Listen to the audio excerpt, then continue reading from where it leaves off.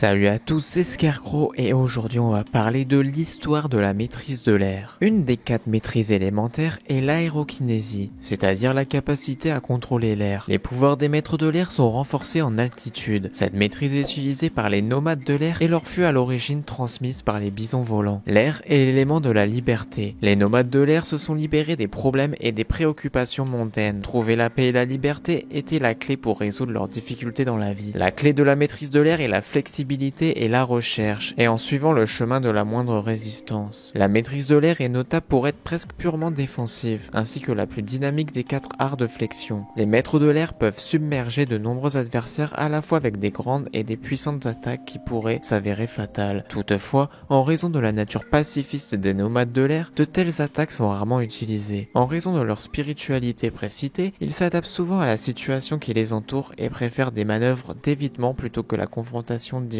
Cette forme de maîtrise découle à la base du principe voulant que, tout comme les particules dans l'atmosphère, les individus jouissent d'une liberté totale, tout au plan physique que mental ou spirituel. À travers cet esprit libéré, le maître arrive alors à mouvoir l'air qui l'entoure, grâce à des mouvements circulaires et très dynamiques. Pour ce type de maîtrise, il est question de créer une grande quantité d'énergie cinétique chez les particules gazeuses, pour ensuite employer cette énergie dans l'exécution de divers actes. Pendant l'ère du tout premier avatar, One, on apprend que la maîtrise de l'air était temporairement accordée aux habitants par leur gardien, une tortue-lion. Ils vivaient sur une ville bâtie sur sa carapace. La tortue-lion leur accordait le pouvoir de l'air pour qu'ils puissent s'approvisionner en nourriture, le peuple de l'air étant végétarien. Puis les esprits ayant quitté le monde physique grâce à l'avatar One, les hommes peuvent maintenant vivre sans l'aide des tortue-lions qui offrent à tous les hommes la maîtrise d'un élément. Les nomades de l'air ont ensuite appris à se reconnecter avec les esprits et ont affiné leur maîtrise avec les bisons volants, une créature sacrée dans la culture des nomades de l'air. Les bisons utilisent généralement leur queue pour maîtriser l'air et créer des rafales de vent.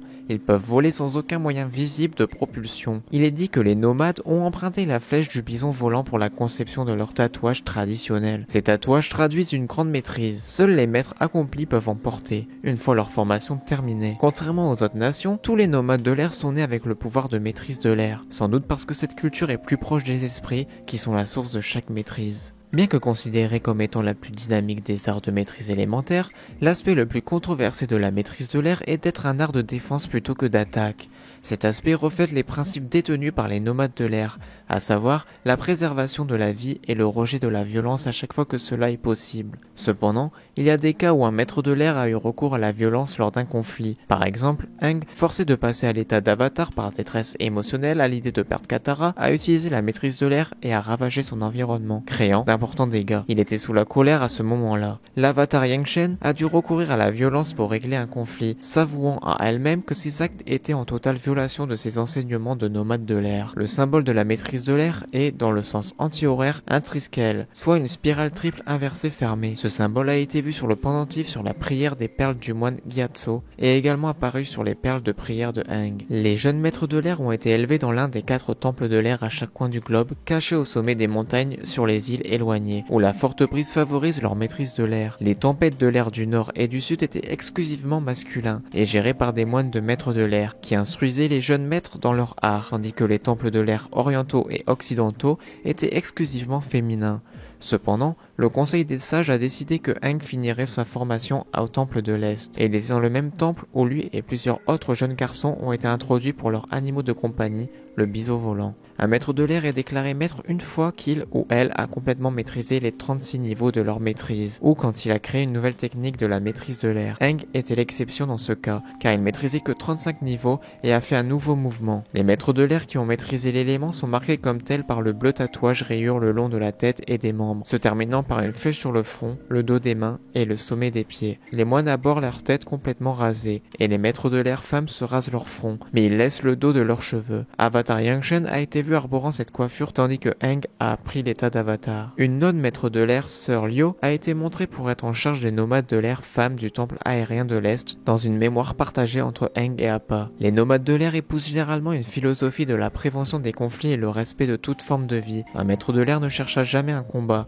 et il ne cherchera jamais à frapper un adversaire directement. C'est ce qui explique que la maîtrise de l'air se base sur des manœuvres défensives et non offensives. En raison de la spiritualité de nomades de l'air, conformément à la taille de sa population, chaque nomade de l'air conserve les capacités de la maîtrise. Les nomades de l'air ont la plus petite population des 4 nations, mais ont une spiritualité plus importante, tandis que dans les nations plus grandes et plus peuplées, les maîtres ne représentent qu'un faible pourcentage de la population. La maîtrise de l'air souligne l'intuition et l'imagination à un maître de l'air. Il y a toujours un autre chemin à prendre.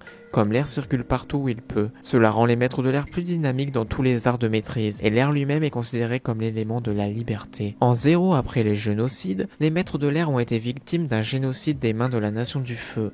Les temples ont été envahis et tous les moines maîtres de l'air ont été abattus dans le but de briser le cycle de réincarnation de l'Avatar et d'assurer la victoire de la Nation du Feu dans leur guerre impérialiste. Un certain nombre de maîtres de l'air ont réussi à survivre au massacre initial et se sont enfuis, mais ils sont ensuite été attirés dans les zones montagneuses avec des reliques dans leur domicile et tués. Ironiquement, le seul survivant connu du massacre est la même personne que la Nation du Feu cherchait à tuer dans sa quête de suprématie. Le maître de l'air et avatar de 12 ans Aang s'était enfui de chez lui peu de temps avant le début de la guerre et fut piégé dans une animation suspendue, figé dans un iceberg près du pôle sud. Les derniers vestiges connus de la culture des maîtres de l'air comprenaient un bison volant survivant, Appa, et un lémurien ailé, Momo, qui étaient tous deux compagnons d'Aang. Le temple de l'air boréal, abandonné, a été colonisé par des citoyens du royaume de la Terre déplacés, dirigés par l'ingénieur. Le temple de l'air de l'Est était habité par le gourou Patik, qui prétendait être un vieil ami du moine Gyatso. Le temple de l'air astral est le seul temple dans lequel des corps d'innombrables soldats de la Nation du Feu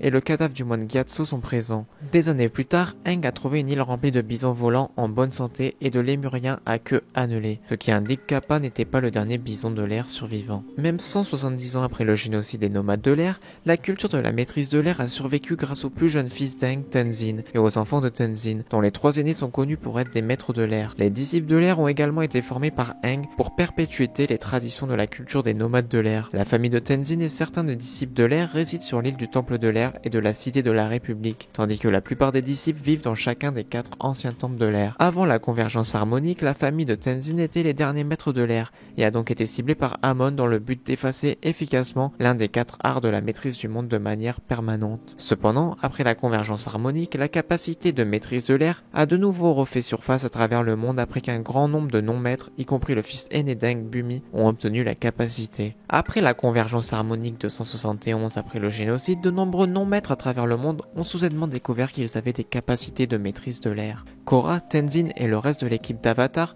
ont entrepris de trouver ces personnes et les convaincre de s'entraîner avec Tenzin au temple de l'air du Nord et d'aider à restaurer la nation de l'air. Leur quête s'est avérée en grande partie infructueuse car personne ne souhaitait abandonner sa vie existante à l'exception d'un jeune garçon nommé Kai. À Ba Sing Se, le Daily avait enlevé les nouveaux maîtres de l'air et les avait entraînés sous le temple de la reine de la terre pour former le premier régiment de la maîtrise de l'air de la reine de la terre, Wu Ting. Après que l'équipe Avatar ait découvert cette pratique, ils ont libéré tous les captifs, après quoi les nouveaux maîtres de l'air ont tous accepté d'aller au temple de l'air du Nord pour apprendre le chemin des nomades de l'air. Au début, les progrès étaient lents. Alors que Tenzin luttait pour les motiver avec ses enseignements, bien qu'après qu'ils se soient tous regroupés pour sauver les veaux de bisons volants des voleurs de bisons, Tenzin et les nouveaux maîtres de l'air ont trouvé une nouvelle dynamique en tant que maître et étudiant. 2 semaines après que Zahir ait été abattu par Korra, Tenzin a annoncé que la nation de l'air récupérerait ses racines nomades et parcourirait la terre promouvant la paix, l'équilibre et l'harmonie pendant que Korra se remettrait de son combat avec le Lotus Rouge. Il a également joint sa fille Jinora, maître de la maîtrise de l'air, déclarant qu'elle l'aiderait à suivre leur nouveau chemin.